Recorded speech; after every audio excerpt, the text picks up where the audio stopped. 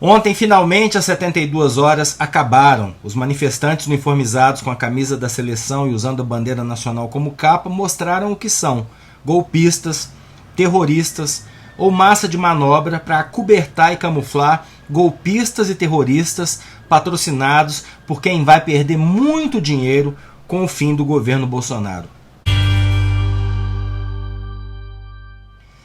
Salve galera, eu sou o Maurício Ricardo, inscreva-se, ative o sininho, deixe o seu like ou o seu dislike e comente. Hoje eu sei quem vai dar dislike e comentar me ofendendo.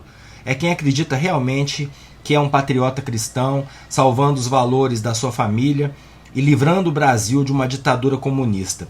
Você está com síndrome de Estocolmo, você sofreu lavagem cerebral, você não está enxergando o absurdo que é pedir uma ditadura para evitar uma ditadura. Você não vai parar para refletir que o governo eleito não está sozinho, que o presidente eleito já esteve no cargo e saiu, que a sucessora dele esteve no cargo e entregou o cargo, que esse presidente eleito foi condenado e cumpriu mais de 500 dias de cana em vez de fugir para uma embaixada.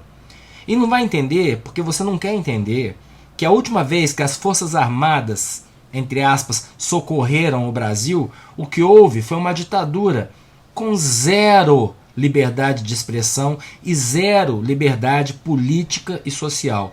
Então, você vai me criticar aqui, vai me chamar de petista, o que eu não sou, vai me chamar de comunista, o que é uma piada, porque eu sou empresário, empreendedor, com consciência social, creio eu, mas um democrata.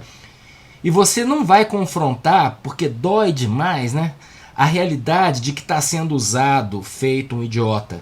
Porque apoiou um golpista, que já fala em ditadura, golpe e guerra civil há 30 anos, que já entrou sem a menor disposição para sair. O plano sempre foi ficar, e para isso copiou, seguiu como quem segue as instruções de uma nave espacial feita de Lego. O plano que os golpistas populistas, na maior parte de extrema direita, como no caso do Brasil, estão usando no mundo todo. Esvaziam a imprensa, criam linha direta com você através de rede social, inventam muita fake news, apelam para a sua religiosidade e para o seu patriotismo, investem contra o judiciário, porque ele passa a não ser autoridade para prender os golpistas na hora do golpe. E por último, mas acho que mais importante, te convencem de que o processo eleitoral é fraudulento, meu amigo patriota, sendo de papel ou misto, como nos Estados Unidos, do golpista Trump, ou eletrônico, como no Brasil. Mas ontem, se você prestou atenção no que aconteceu em Brasília, você teve todos os elementos para se sentir um grande idiota, um grande manipulado. Porque gente com muito dinheiro, ganhado ilegalmente com invasão de terra indígena, colocando à frente inclusive um indígena que não é reconhecido como liderança na própria comunidade, um indígena que foi candidato a prefeito patrocinado por fazendeiros. Enfim, ontem, no início da madrugada, eles colocaram seu plano em ação. Um plano que conta com a conivência das instituições, ainda sob o governo Bolsonaro, e que não precisou de mais do que uma dúzia entre os provocadores conscientes e os idiotas exaltados para passar vergonha em você, patriota. Eles já começaram a dizer que não foi você, foi esquerdista infiltrado. Mas você não pode estar tão cego. Você sabe como é. Ontem foram terroristas, incendiaram 5 ônibus, entraram gritando em churrascaria e mandando as pessoas irem embora porque agora era guerra. Incendiaram 5 ônibus e vários carros, invadiram a sede da Polícia Federal. Você acha, patriota, que isso aconteceria sem o corpo mole da polícia do governo federal e da própria Polícia Federal? Você se lembra dos Black Blocs? Os caras eram presos quando jogavam tijolo em vidro de agência bancária. Você viu o que acontece quando uma comunidade pobre de maioria negra bota fogo em ônibus em protesto contra a truculência policial? É bala, caveirão, camburão lotado, cela lotada. Você já viu professora sair sangrando de manifestação pacífica por melhores salários? Eu já vi. Mais de uma vez.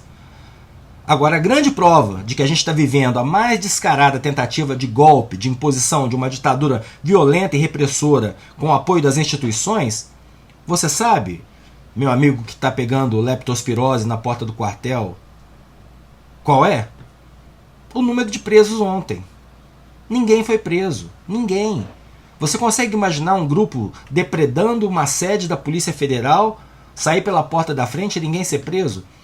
Você acha que se fosse a esquerda infiltrada, os caras sairiam andando de volta para o acampamento golpista? Você acha que eles seriam recebidos de volta? Pois foi o que aconteceu ontem. E não sei se isso vai aparecer no seu WhatsApp ou no seu Telegram, mas sabe quem foi negociar algum tipo de reação com o secretário de Segurança do Distrito Federal, com o próprio governador do Distrito Federal e a Polícia Federal? Quem estava 00:30 dando entrevista coletiva é o próximo ministro, o indicado pelo presidente eleito, Flávio Dino. O Anderson Torres, o atual, jantou num restaurante chique, tuitou uma fala protocolar, depois que tudo estava apaziguado, e foi para casa. E o presidente da República em exercício? Esse, você sabe, literalmente alimentou os golpistas, deu comida para eles no Alvorada.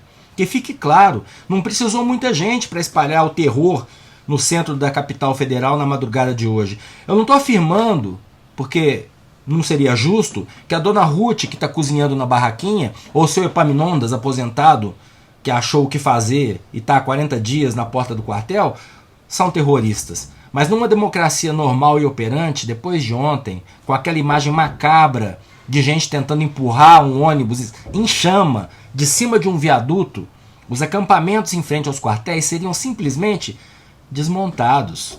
O certo seria os próprios manifestantes dizerem: não, estão indo demais, não sou bandido, chega. O Dudu Bananinha está no Catar, Bolsonaro está na casa dele, nunca vi um jornalista da Jovem Pan passar a noite aqui no acampamento, deu.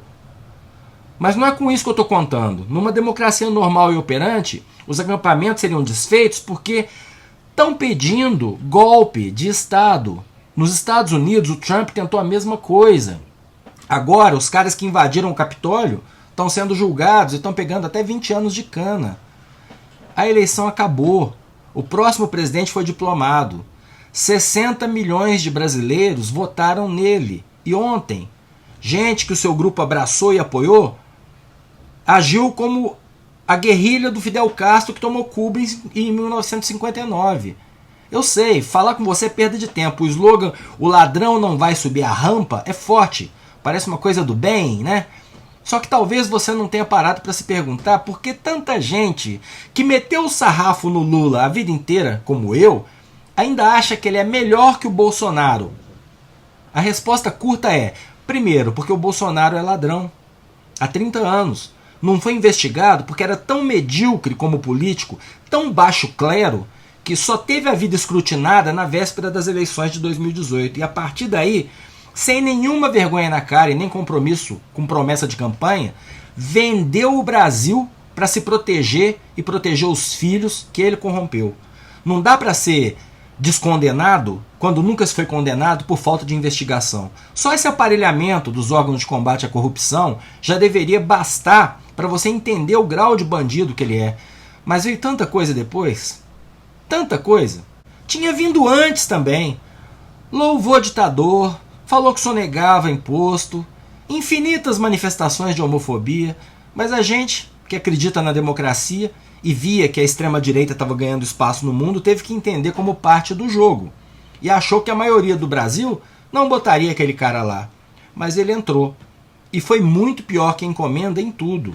Negou a pandemia, depois negou vacina, acabou com a fiscalização da Amazônia, destruiu a cultura, tirou sarro da cultura, dos direitos humanos e das mulheres, colocando um negacionista do racismo na Fundação Palmares, uma negacionista das conquistas do feminismo na pasta das mulheres. Até aí, se você gosta, ok, você se manifestou nas urnas. Perdeu. Eles vão te dizer que houve roubo, vão pagar um argentino para gerar fake news, vão te convencer de que o TSE não liberou o arquivo-fonte, vão te convencer que o sistema fiscalizado por partidos, especialistas em TI, comunidade internacional é falho. E acabou assim com você acampado na porta do quartel ou apoiando quem faz isso.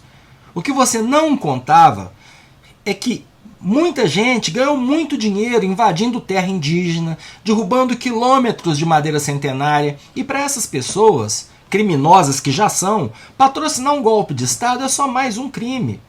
E o que você não quer ver é que militares gulosos adoraram o protagonismo, adoraram os 8.000 cargos de confiança, adoraram o poder, como a geração dos generais de 64, que ficaram 20 anos.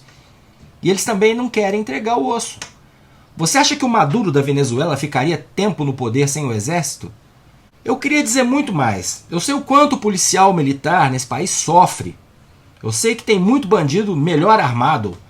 Eu sei que policial militar no Brasil é mal pago, vive com medo, vive deixando viúva e filho desamparado. E que é bom ter um presidente que fala: não, bandido bom é bandido morto. Não corra risco, chegue atirando. Mas a gente precisa achar um jeito de preservar a sua vida, garantir sua dignidade, sem deixar um rastro de 8, 10 mortos, inclusive crianças vítimas de bala perdida, a cada grande operação policial. É sobre isso. É sobre dignidade humana para todo mundo. Sem falar na fome, na saúde, na educação. O PT fez pouco pelo tempo que ficou no poder, inclusive com denúncias gravíssimas de corrupção, porque naquela época se denunciava e investigava a corrupção. Mas precisou o PT sair para a gente ver o que ele fez, e foram conquistas importantes. Eu, que repito, não sou petista, não tenho filiação partidária, vi, como tanta gente, que a saúde poderia piorar muito, que a educação poderia piorar muito, que as conquistas das minorias e a consciência ecológica poderia derreter. A gente viu um desmonte de país em 4 anos. E a gente se voltou, sim, contra esse governo fascista, cheio de gente ligada ao supremacismo branco. A gente viu multiplicar o número de células neonazistas. A gente viu o racismo piorar. A gente teve como presidente um animal incapaz de responder uma pergunta chata sem dar uma patada ou virar as costas. Um babaca que dava showzinho de jet ski e motociata com gasolina a R$8 num país onde moto é ferramenta de trabalho precarizado para milhões de pais de família. Aí ele perdeu. Os democratas se juntaram ao PT. E ele perdeu usando a máquina pública, mentindo, comprando voto. Perdeu. Chega. Vai para casa. Tenta de novo daqui a 4 anos.